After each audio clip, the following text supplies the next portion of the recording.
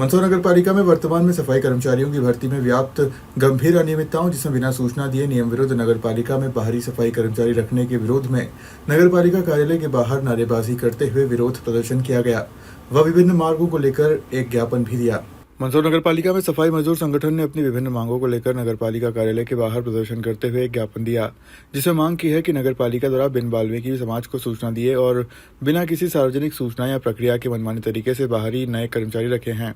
पहले जहां 8 कर्मचारी रखे थे, वहीं अब पुनः दिनांक 23 अप्रैल को नियम विरुद्ध तरीके से 15 कर्मचारी रख लिए हैं। अधिकांश सफाई कर्मचारी रखे हैं जिनके परिवार में पहले से 2-3 व्यक्ति नौकरी में हैं तथा जिन घरों में कोई नौकरी में नहीं है उन्हें नौकरी पर नहीं रखा। भर्ती किए गए अधिकांश कर्मचारी मंदसौर शहर के बाहर के हैं। शहर के स्थानीय पात्र युवाओं और अनुभवी कर्मचारियों को इस प्रक्रिया से वंचित रखा है, जो कि न्याय संगत नहीं है। साथ ही ड्यूटी के दौरान जिन सफाई कर्मचारियों की मृत्यु हो चुकी है, उनके परिवार के सदस्यों को अब तक काम पर नहीं रखा गया।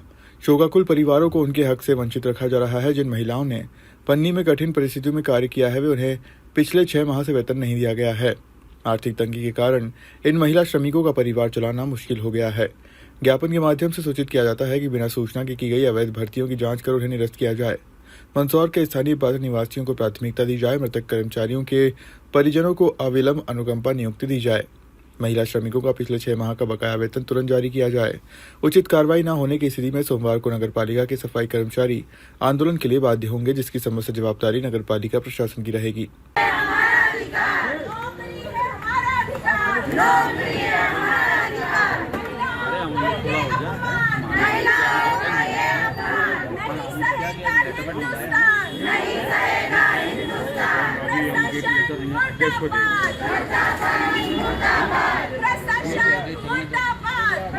लगभग 120 महिलाओं से काम लिया गया था। उनसे वहाँ का प्लास्टिक मलबा उठवाना आदि बहुत सारा सफाई का काम बहनों के द्वारा लिया गया था, लेकिन उन्हें 3 महीने की सैलरी उस समय तत्कालीन जो सीएमओ थी सविता प्रधान जी, वो यहाँ से चली गई। उसके बाद में यहाँ इनकी समस्या का कोई निराकरण नहीं हुआ और उन्हें वो वेतन आज तक, उनकी मेहनत का, उनके पसीने का जो वेतन है वो आज तक नहीं दिया गया।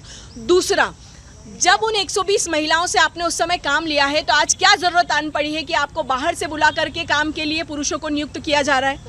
आप उन्हें नियुक्त कीजिए, आप उन्हें नियुक्त कीजिए, हमें कोई तकलीफ नहीं है, लेकिन उससे पहले हक और अधिकार मंदसौर के कर्मचारियों का है, मंदसौर की हमारी इन बहनों का है, जो मेहनत और पसीने से अपने घर की बेड़ियों को तोड़ करके अपने घर को आर्थिक मजबूती देने के लिए महिला सशक्तिकरण का एक एग्जाम्पल बनने जा रही है। तो क्या आपकी नज़रों में, क्या भारतीय जनता पार्टी की नज़रों में महिला सशक्तिकरण की यही परिभाषा है कि एक तरफ तो आप महिलाओं को विज्ञापनों के माध्यम से बड़ा सशक्त करने में लगे हो कि अरे हम महिलाओं को बड़ा काम देंगे, बढ़ाएंगे, लिखाएंगे, बढ़ाएंगे, उन्हें मजबूत करेंगे, और दूसरी तरफ आप इन्हीं महिलाओं का एक तो खून पसीने की कमाई का जो पैसा है वो भी नहीं दे रहे हैं, और दूसरा इनकी जगह आप किसी और को दे रहे हैं। तो सबसे पहले यदि आपको नियुक्ति करना है तो सबसे पहले मंदसौर का जो बेरोजगार, जो कर्मचारी, जो युवा है, सबसे पहले आप उन्हें नौकरी दीजिए। इन बहनों को सबसे पहले उस जगह नियुक्ति मिले और उसके बाद आप बाहर के पुरुषों को इसके लिए नियुक्त करें।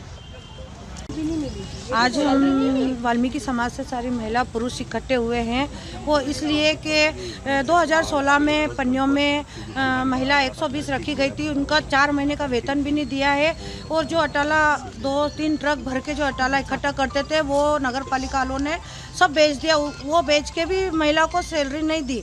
और जो यहाँ के लड़के हैं, जो नवयुग लड़के, वो उनको रखना चाहिए, और यहाँ की जो महिला है वाल्मीकि समाज की जिन्होंने काम कर रखा है उन्हीं को प्राथमिकता दी जाए, मेरा ये निवेदन है।